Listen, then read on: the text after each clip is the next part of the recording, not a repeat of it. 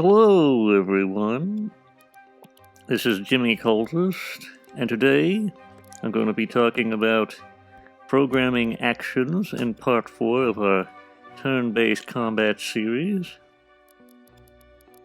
So, what we're going to want to do first, this is going to be useful for later, just copy these out.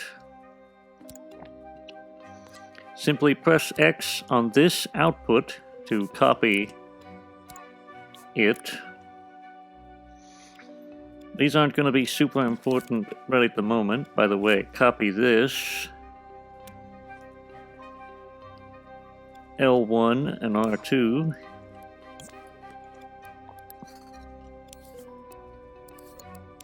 This is going to be our little reset button.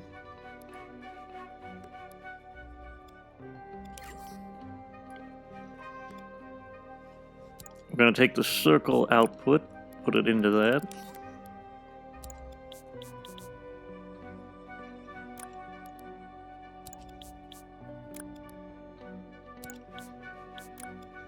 Connect it to all of these reset panels.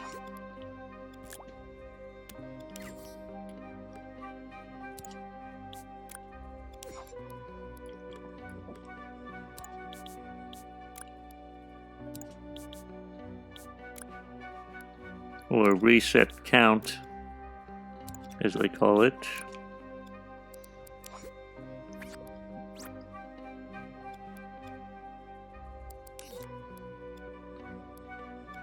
Okay. Now that that's done, we're gonna get to work on our little doodad here. Stamp this out.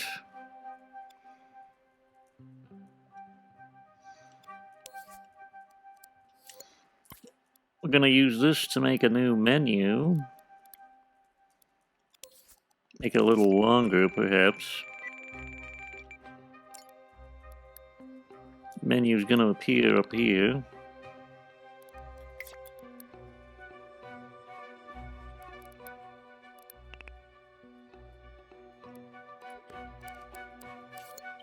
It's going to be where all of our attacks are.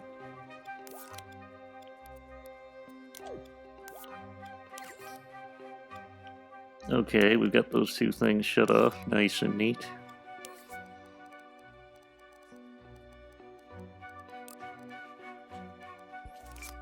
Label this microchip P1. This is going to be the actions of player 1 or Sean Spicer versus player 2. You could also label it named after the characters, but I'm going to go with P1.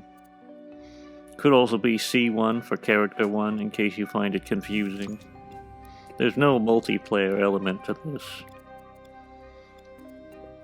But we're gonna go in here real quick. We might just as well copy these.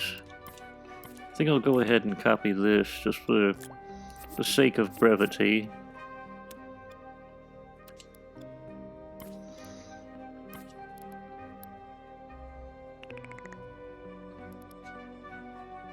Copy this out again.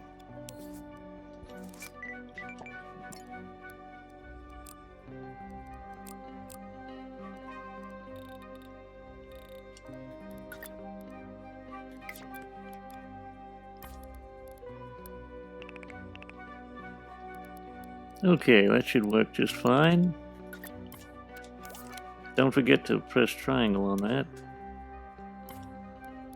Okay. Now we're gonna make a basic attack for Sean Spicer. Slash.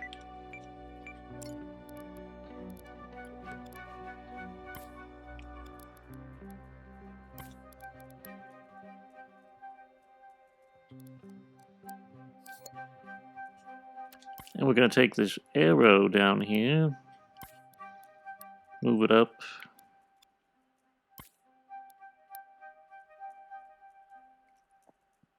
Keep it pretty far away from the option just in case your attack has a longer name. Probably best to keep attack names simple You know, sometimes you want to get a little bit more inventive. Crazy big super punch or something like that, you know, something of that nature.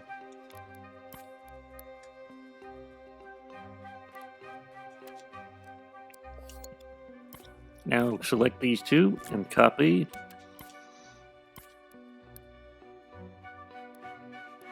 It's as simple as that.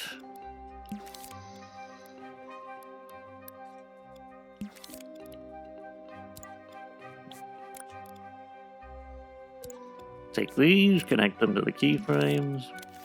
Might be good to have a node hooked up here, just in case.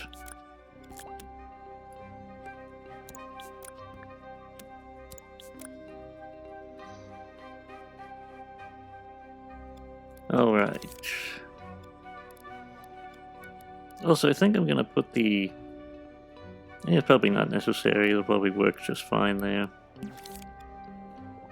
Alright, now that that's done, we're gonna take these two nodes, copy them out, make them blue, and we're gonna hook X up to them.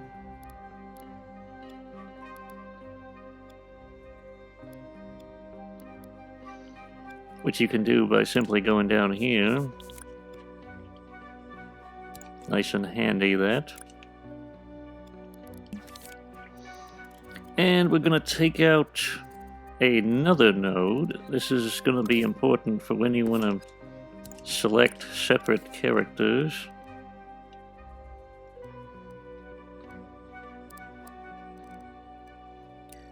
Turn off the power.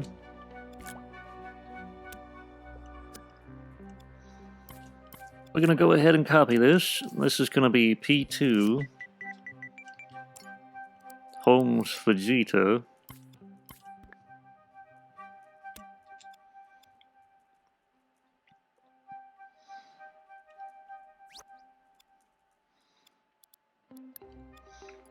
Now that that's done, I'm going to take the counter and hook it up to their inputs.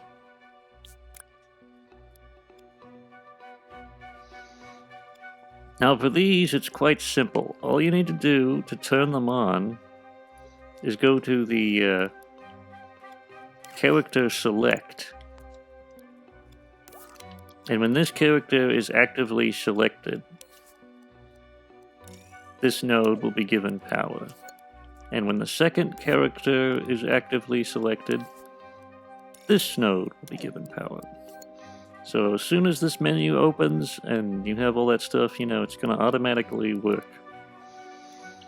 But we're not going to do anything with P2 just yet. We're going to get around to actually programming some combat this time. But let's give a quick test of our combat menu just to make sure it's working correctly. Attack. As you can see, we can select attack just fine. However, we don't have an attack yet, which is what we're going to be working on. Scope in with L1 and X. Open this up with L1 and X. And we're going to put down a nice handy-dandy little chip. Labeled Attacks. Remember to have your puppet square and L1. Remember to have them labeled as friend before we do this. Alright, now that that's done, take out two nodes.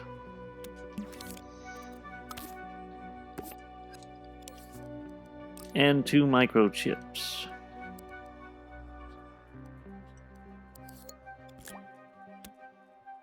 First one we're going to label Chop to symbolize the first attack. Oh no, wait a minute. Slash was the first attack. Second one is Chop.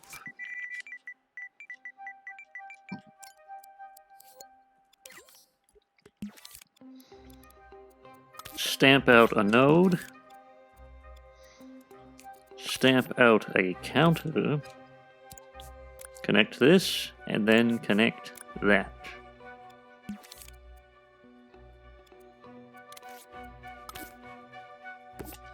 Take out a timeline.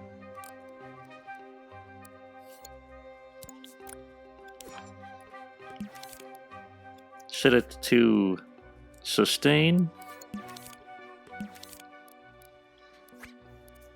And now we're going to get to work on some basic attack parameters. The first thing you're going to want is a tag. This tag is going to be labeled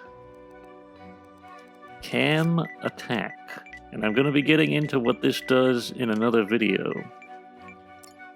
But it's going to control when the cameras trigger. Basically, if you want to have the camera follow the action, you're going to want to put that in there right away.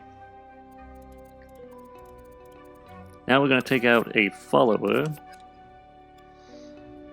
label it to follow a tag labeled target, which we already put on our enemies in the previous video. Put this up to 100%, 100%. Go to Y strength and set it to 0%. That means the puppet won't hover off the ground if the target is above ground. Like say if you have a large enemy, he only moves on the X and Z axis. Anyway, I would set the speed. 5.5 is perfect actually. I don't really think that's going to be a problem. Now we're going to take out a little timeline right here. And that is ultimately going to be our attack. But we don't have it yet, so it's going to be something we're going to work on.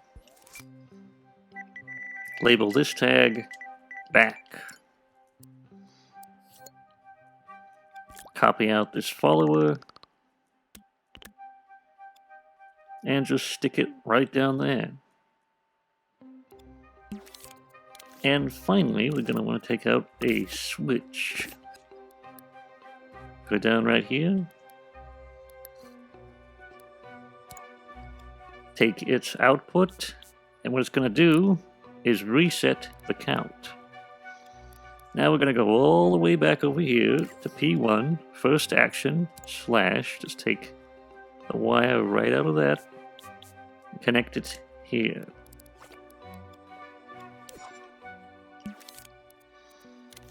Now we're going to go ahead and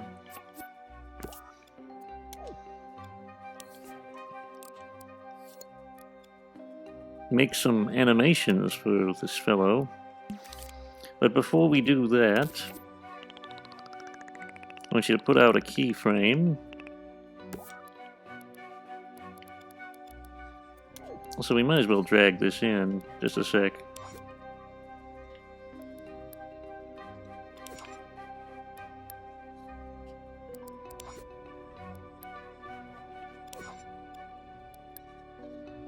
There we go. You can do this by just grabbing on with X. I'm going to label this keyframe gray. You could change the name if you want. I don't usually do that. Basically, all it's going to do is shut off these right here so they don't interfere with the animation. There's an idle animation set up in here. You can see it playing right there. You're going to want that shut off when the actual, combat attack is playing. Next, we're going to want a health modifier. Stamp it out like so. Make it a zone. And I'm not sure what we're going to set the damage to. Maybe 25, that should do it. Make it a cube, I think that's generally a good hitbox for this situation. Make it so it only damages foe. Unless, of course, you have other plans, but I figure if you're wanting to dabble in other sorts of damage, you probably ought to know what you're doing first. And you can have it hurt both collidable and non-collidable and invisible. I don't think that will hurt in this case. Okay. Next thing you're going to want to do, and we're going to talk about this later, stamp out an emitter, set the lifetime to 2, but basically we're going to get into this later. What this is going to do is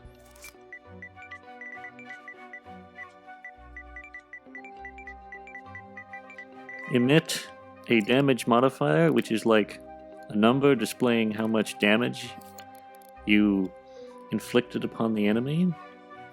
That's going to be important later. But for now, let's get our character ready. I think I might do a little tricky something right here.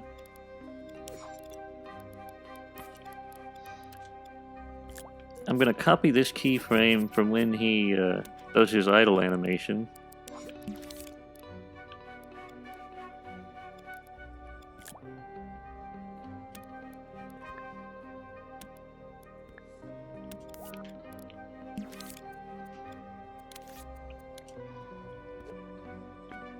Don't forget to set these to linear blend.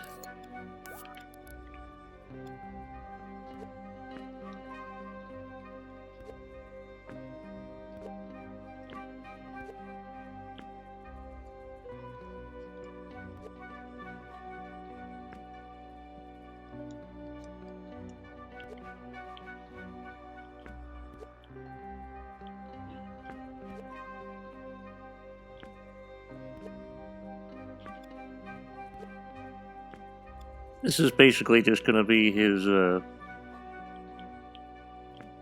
slash animation.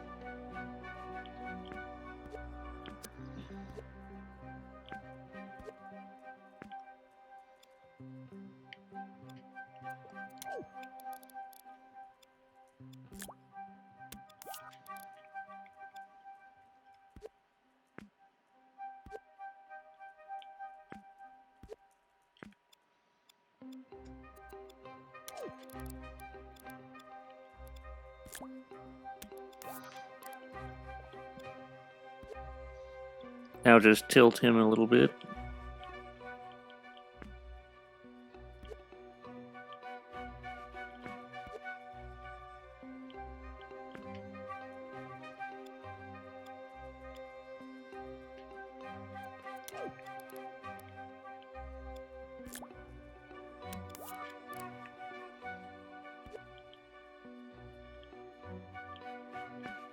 Lean him forward so that it kind of feels like he's putting some weight into this thing.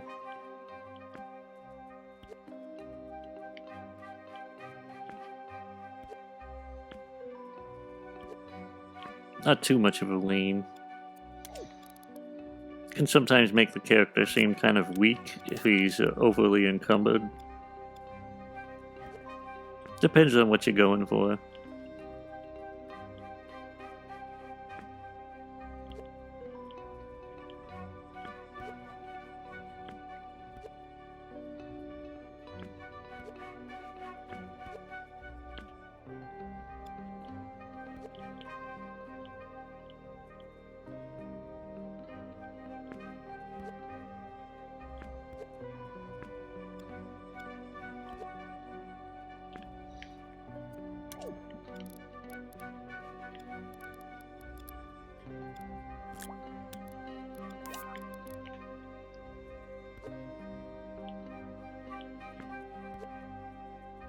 This can be him recovering and lifting it back up.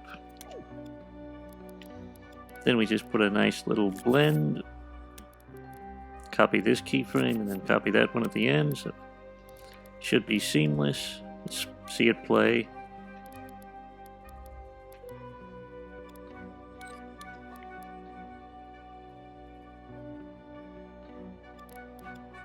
That seems to work all right. Oh, one other thing. Go into this gray keyframe and turn off these if you don't want his feet to buckle and get all weird.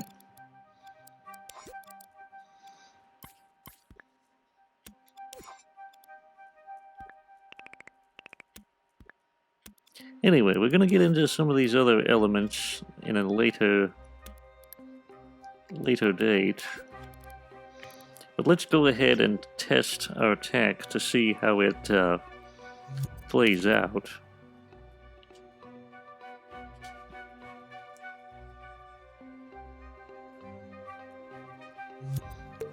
I would say he's a little bit too close to the enemy for comfort, so all you gotta do is click on the mover, take precise move this ahead a bit, and that'll make him kind of a little, a little bit more distant, so he doesn't look like he's getting ready for a smooch. Let's try it.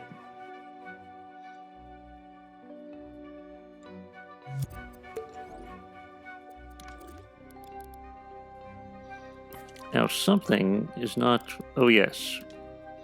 His natural position will not reset until we have the camera logic in, because the camera logic is what defines his reset ability, so unfortunately when he attacks, he's going to go and,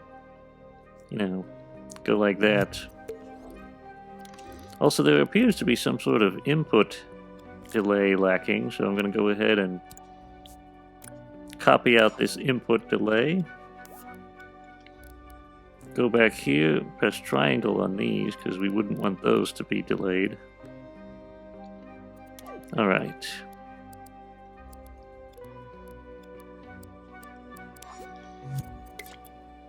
Because you could see I was just opening the menu and he was attacking before I even selected an attack. Now it's working as intended.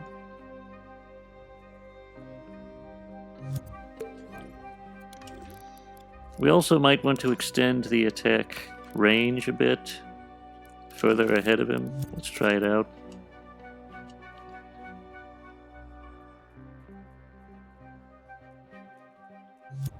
And of course, he's not resetting to his proper position. But as I said before, that's something we're going to cover in the next video. Shouldn't be too much of a problem. In the meantime, though, if you found this video helpful, we would appreciate it if you would leave a like and subscribe and check out our other videos. And also this current version, this asset will be updated by the time this video releases, so go ahead and check that out. And if you wish to support the work we do here, you can donate to our Ko-fi or check out our Art Pal. In the meantime, goodbye.